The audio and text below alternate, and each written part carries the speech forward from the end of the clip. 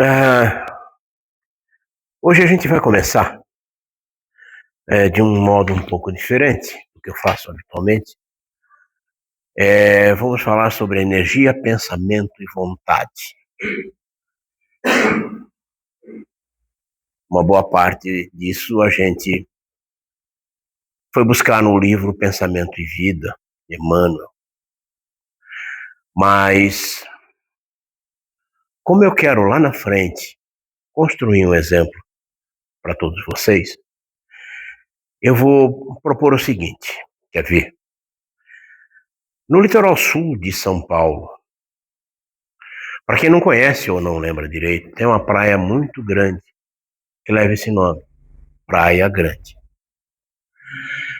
E ela justifica o nome, porque ela começa ali no Canto do Forte, se não me engano, e se estende por 74 quilômetros até Peruíbe. Tem uma interrupção lá no meio, mas nada muito significativo. Mas ela se estende por 70 ou 74 quilômetros. Então é uma praia realmente grande. E aí vamos imaginar que a gente pode andar por essa praia inteira.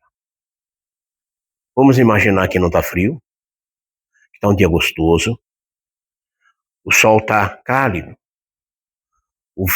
a brisa, não é vento, a brisa acaricia o rosto da gente como se fosse a atmosfera nos beijando. E aí, vamos imaginar também que a gente não precisa andar. Que a gente pode andar, que a gente pode se deslocar no resto do chão, mas sem precisar andar. E aí a gente zanza por lá, escolhe um lugar bem bonito. Tá cheio de lugares bonitos.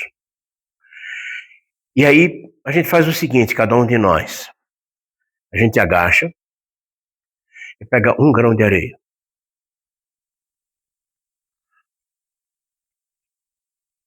Põe esse grãozinho de areia na mão, fecha. E depois a gente vai usar ele para poder ter noção de medida.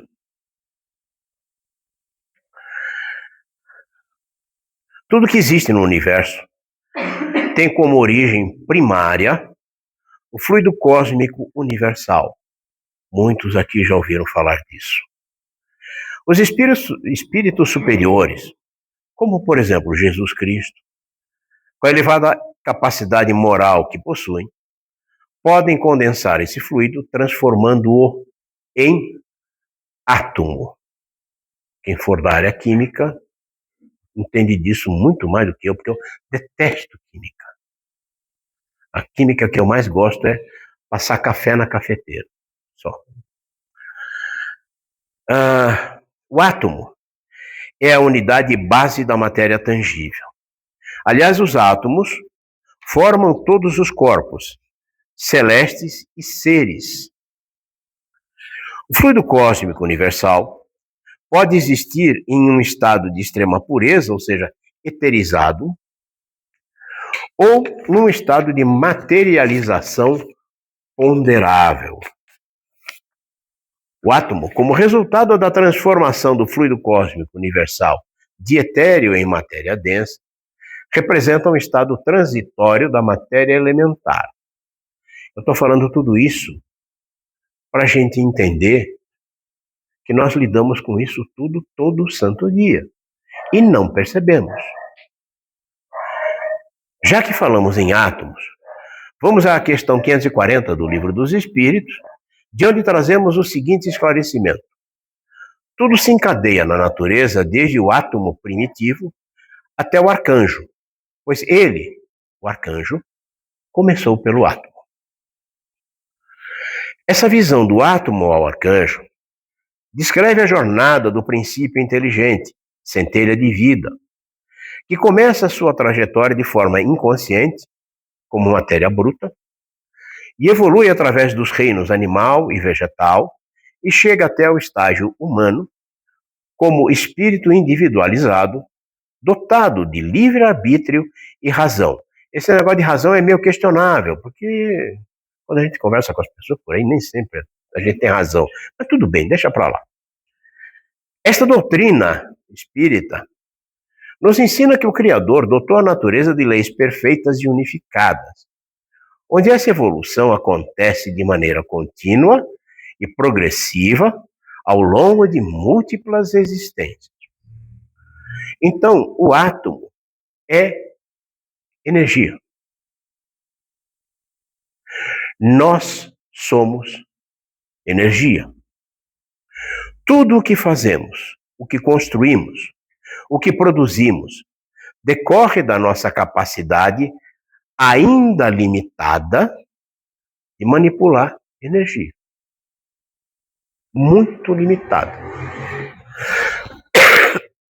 Nossos pensamentos são energia. Tchan, tchan, tchan, tchan. O que eu estou pensando agora? Que energia que eu estou produzindo? O que eu estou emanando? Se eu estivesse pensando, é sempre você, Richard, não tem jeito. Se eu estiver pensando no Richard, bem ou mal, eu vou emanar, vou transmitir, emanar um tipo de energia para ele. No livro Pensamento e Vida, ditado por Emmanuel e psicografado pelo Chico Xavier, está escrito que pensar é criar. Notaram que subiu um degrau? O pensamento, a importância do pensamento subiu pelo menos um degrau. Pensar é criar. Então, quando nós pensamos, nós somos criadores. Correto ou não? A vontade, como motor que movimenta essa energia, a vontade, na qualidade de motor que movimenta essa energia, decidirá se essa força vai entrar em movimento para produzir os seus respectivos resultados ou se ficará inerte. Então, temos o pensamento e a vontade como ferramenta. A gente ainda tem uma chance. Se a gente produzir um pensamento mequetrefe, a gente ainda tem a chance de fazer com que a nossa vontade nos impeça de levar esse pensamento adiante. Força criadora. A doutrina, então, destaca 3 conceitos fundamentais nesse aspecto. Força criadora e modificadora. O pensamento emite vibrações constantes que alteram o ambiente espiritual e físico ao redor do indivíduo. Ele é capaz de criar formas-pensamento e é a base da sintonia. Ao pensar, o indivíduo atrai espíritos ou energias com a mesma força vibratória do pensamento que ele criou. Ou seja, ele cria, se amarra no que tem afinidade com ele e vai somando, e vai esparramando. A vontade como um motor. Allan Kardec diz que a vontade como um pensamento que atingiu um alto grau de energia, tornando-se uma força motora. É a vontade que sustenta o esforço, supera obstáculos e determina o direcionamento do destino, sendo crucial para a disciplina moral e para a evolução. E aí, a gente está conversando na festa de família, falando mal de alguém. Festa de família presta-se muito a isso. Não são todas, mas muitas. E aí a gente, para não fazer papelão perante a nossa família, a gente fala, não, olha, na verdade, o que meu primo, minha prima fez, eu não gostei, mas deixa para lá. Ele tem o caminho dele para evoluir e tal, não sei o quê. E todo mundo olha com admiração e fala, que legal, né? Só que por dentro, eu estou pensando, eu quero é que esse cara se dane. Eu quero que ele se lasque.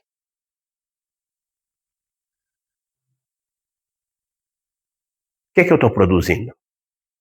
Além de hipocrisia, pensamento da pior espécie, e uma vontade, um desejo de que aquela pessoa se dane toda.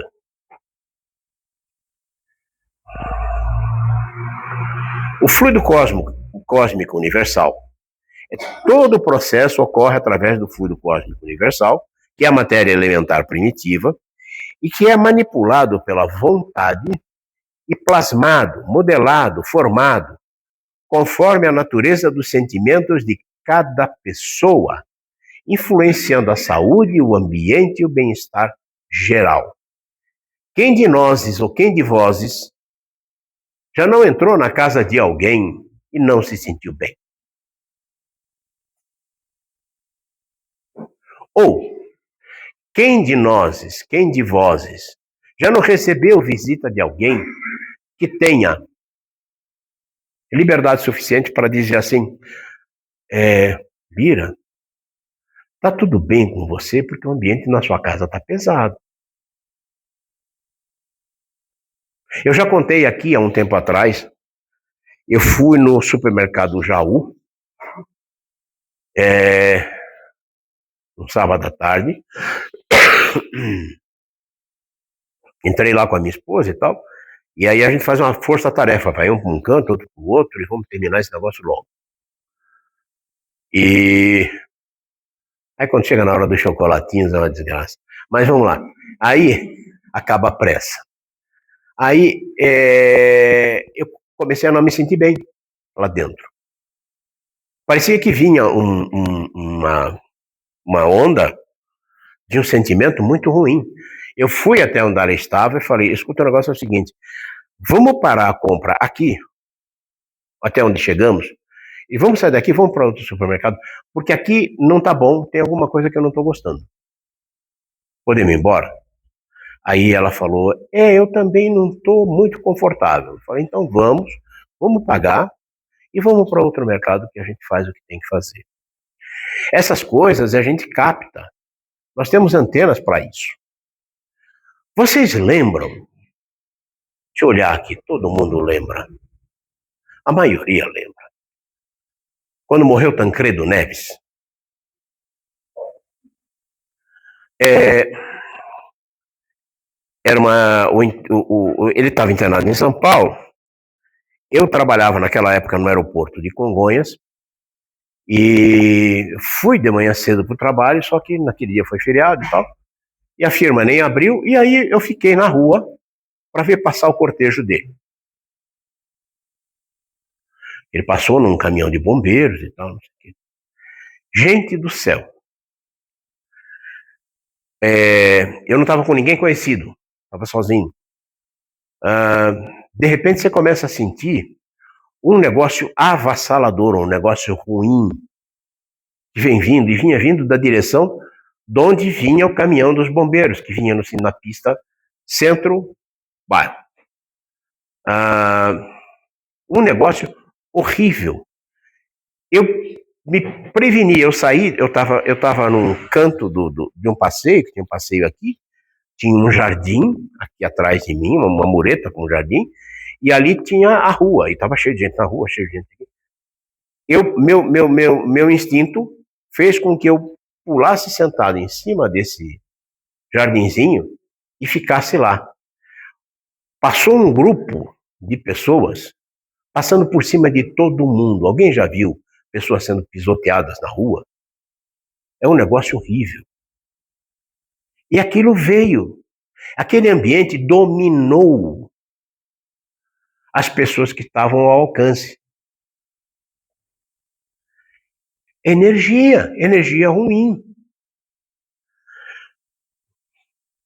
Albert Einstein ensinou que tudo na natureza é energia em diferentes estados e formas. A doutrina ensina que a energia se apresenta de várias formas. Podemos exemplificar a utilização de algumas dessas formas na aplicação de passe, tratamento espiritual, transmissão de pensamento, criando conexões mentais, etc. A respeito das formas pensamento, André Luiz explica que trata-se de uma forma de energia adequada a uma determinada circunstância. Em algum momento da minha vida eu li um livro cujo nome eu não sei mais, daqui a pouco já não sei nem mais o meu nome.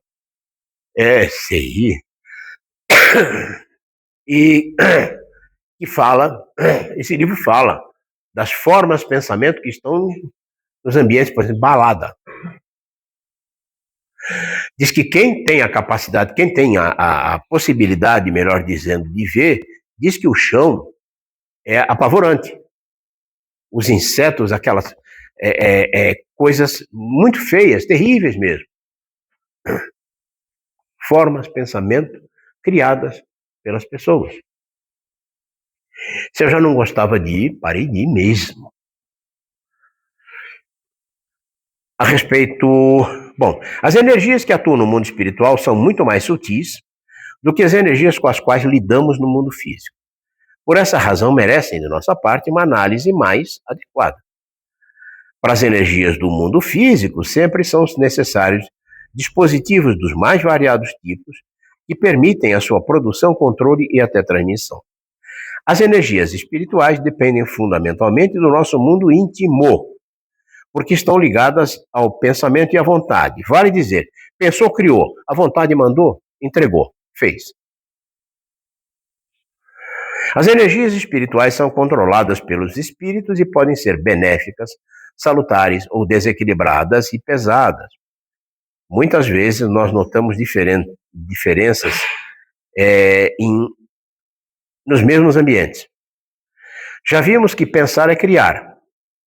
O pensamento é a faculdade de refletir de forma lógica ou não, força criadora, construtora que molda a matéria, organizando formas abstratas ou concretas, que juntamente com a vontade organizam e constroem os nossos objetivos. Aí eu volto lá atrás, eu quero que esse cara se dane, esse é meu verdadeiro objetivo. Não adianta eu ficar me enganando.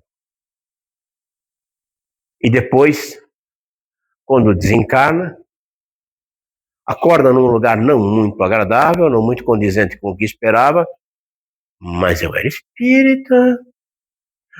Eu li 3.480 livros, assisti 500.000 palestras, dei passe, fiz... E dentro?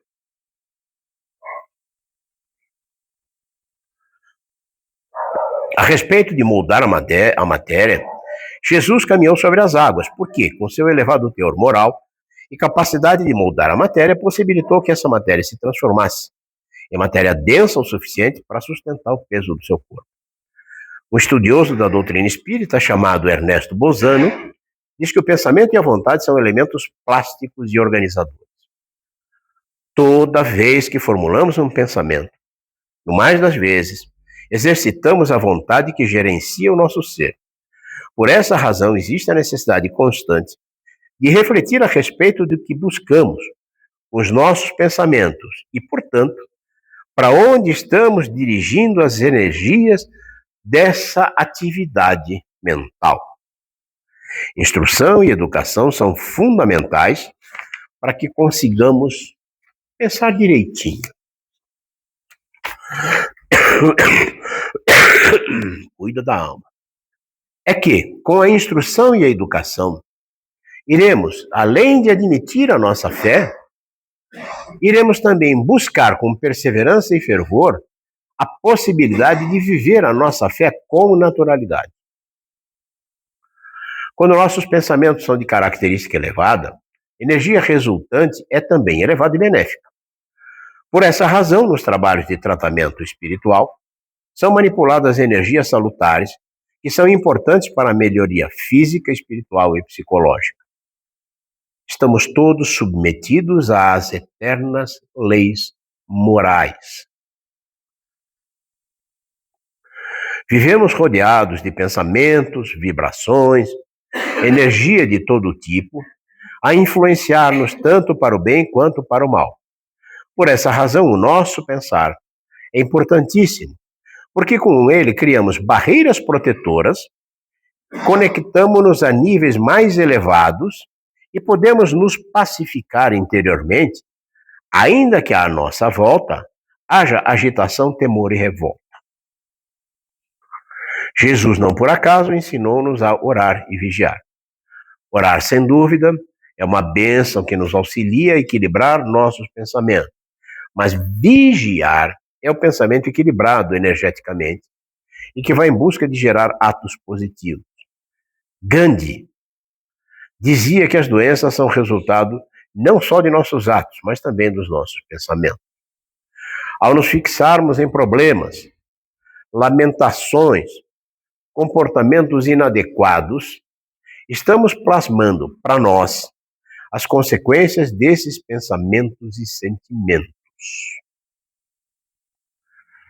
A medicina já diz que pensamentos desequilibrados acarretam problemas psicossomáticos que, por sua vez, refletem-se em nossa saúde física. Então, somos também fonte de energia transformadora, para o bem ou para o mal. Vai depender muito das escolhas que fizermos. Pessoas que enfrentam doenças com otimismo conseguem muitas vezes superar essas doenças ou enfrentar essas doenças com menor dose de sofrimento. Vocês conhecem o Dr. Paulo César Frutuoso? Se não me engano, um oncologista, se não me engano, espírita, daqueles que está fazendo cirurgia e está vendo um monte de gente em volta dele, tal, trocando uma ideia legal, um bate-papo. E aí, tudo bem? Tadinho. E ele fez um estudo um tempinho atrás e eu achei magnífico. Eu queria trazer isso para você. Que tem a ver com tudo isso que a gente está falando.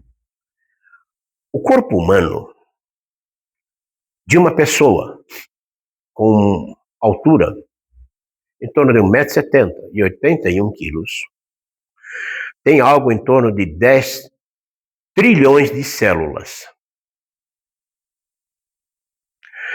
Cada célula abriga trilhões de átomos.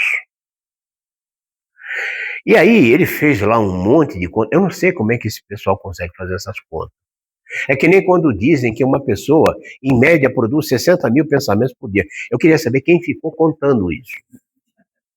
Até hoje eu não entendo, mas vamos lá. Cada célula abriga trilhões de átomos. Então, o corpo humano, com 81 quilos de massa física, possui 7 octilhões de átomos em cada corpo. Para quem gosta de fórmula, é 7 vezes 10 elevado a 27. É zero que a gente fica escrevendo aqui 2 dias na parede. Aí ele, o que ele fez? Ele fez essas contas. Ele falou, quando eu não tenho nada para fazer, vivo arrumando confusão para os outros. E aí ele ligou para uns amigos dele, físicos, contou essa história e perguntou, seria possível calcular o grau de energia, aliás, o nível de energia que um corpo humano, um só, gente,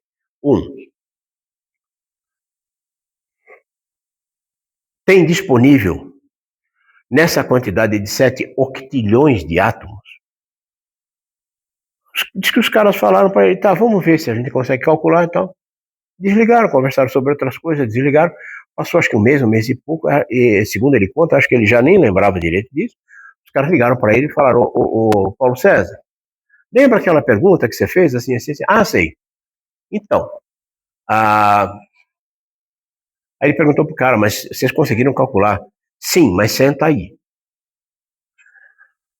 O que tem de energia disponível no corpo de cada um de nós é suficiente para compararmos com a usina de Itaipu, trabalhando a plena carga, num período de 6.350 dias.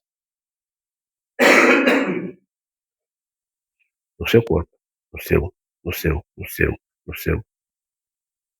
Cada um de nós tem essa energia disponível no corpo. E aí o cara falou, para ter outro termo de comparação, seria o suficiente para iluminar um corpo. Todo o estado do Rio Grande do Sul por 111 anos.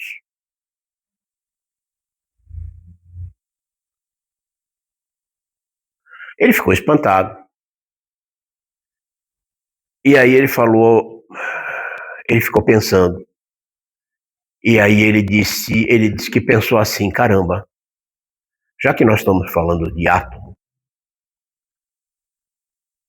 se Jesus tivesse uma partícula subatômica de orgulho,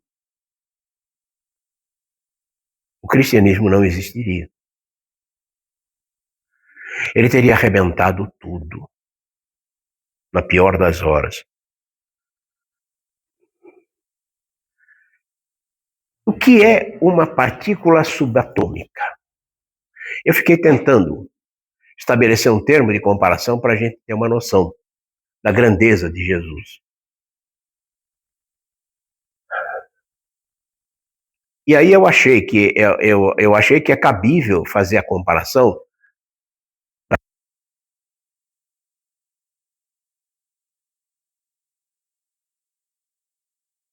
de quanto de largura por não sei quanto de profundidade, um grão de areia seria o equivalente para termos uma certa noção, seria o equivalente a uma partícula subatômica de orgulho que Jesus porventura tivesse. Só tem um detalhe. Aquele grão de areia, ele é 1 trilhão de vezes maior do que uma partícula subatômica. Então, é possível ter noção da grandeza de Jesus, do poder dele, de manipular tudo isso, de fazer tudo isso, de lidar com toda essa energia, sem permitir que nada de ruim, estou falando em termos de matéria, acontecesse com ele? É possível imaginar a grandeza desse espírito? Alguém certamente estará pensando, tá bom, bonitão, mas nós estamos muito longe de poder mexer com essas coisas. Jesus é uma coisa, nós somos outra, muito pequenininha. Então não é uma preocupação imediata. Lê do engano. Ensinamento de André Luiz, já não lembro em que livro. Disse André Luiz, se nós tivéssemos pálida ideia, do benefício que é feito para as nossas células, como nós podemos regenerar várias delas, fortalecer várias delas, quando só alimentamos bons pensamentos, não é pensamento de santinho, não. Bons pensamentos.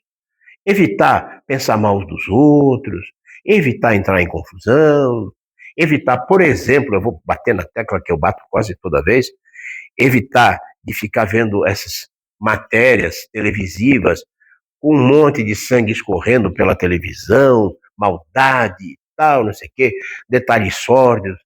Se a gente puder evitar isso tudo, e em troca disso, alimentar bons pensamentos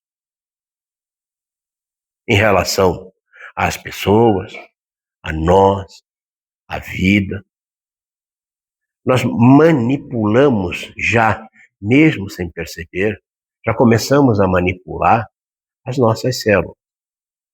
E aí diz o André Luiz, em compensação, porque tem sempre uma compensação na vida, se nós pudéssemos ter noção do prejuízo que nós trazemos para as células do nosso corpo quando alimentamos pensamentos de raiva, ódio, confusão, inveja, rancor, orgulho, esse pacote todo, ele disse que nós ficaríamos assustados com a quantidade de células do nosso corpo que morrem quando nós ficamos mergulhados nesse tipo de ambiente mental. Então, tudo isso que eu falei, Assim, se alguém pensa, mas Jesus pode, nós não podemos. Podemos sim. Podemos sim. Já está, essa capacidade já está conosco. Não à toa que Jesus falou sobre isso, mais especificamente, quando falou em orar e vigiar mais do que orar, tomar conta dos pensamentos. Então, a gente já ouviu aqui várias vezes dizer que nós somos co-criadores. E somos. Você já imaginou a quantidade de coisas boas que você poderia fazer em prol das pessoas só com pensamentos bons? Com pensamentos construtivos? Eu repito, não estou falando de ser santinho, mas só pensamentos construtivos, ideias de perdão, de tolerância. Você já imaginou quanta coisa boa a gente poderia fazer por nós e pelos outros? Então é isso, moçada. Nós estamos nessa fase, nós estamos nessa faixa. E nós podemos, segundo a nossa vontade, modificar tudo o que produzimos na nossa mente, no nosso coração, tudo que mandamos para os outros, para depois não ficarmos perguntando: mas aquela pessoa me tratou tão mal, não sei porquê. É sério, bonitão? E o que você ficou pensando? Isso ninguém quer conversar, né? O escurinho do cinema de cada um, ninguém quer conversar. A gente só precisa se esforçar. A gente já chegou até aqui. A caminhada é longa. Mas a gente só precisa se esforçar. As pessoas são chatas? São. Tem muita gente chata. Mas eu também sou chato. E daí? Cada um com seus defeitos, cada um com as suas qualidades. Mas se cada um de nós, com seus defeitos e qualidades, cada um de nós se esforçar em fazer o melhor possível, o tal mundo melhor para os nossos filhos vai aparecer. Só depende de nós. Fiquem todos na paz de Jesus. Vamos agora aos passes. Hoje tem uma pequena novidade ali dentro. Não é som nem nada. Luz no teto, não é isso. A gente vai ofertar água fluidificada e aqui no cantinho vai ficar o depósito dos copinhos. Então o pessoal toma e deposita os copinhos aqui. Tá bom? Todos na paz de Jesus.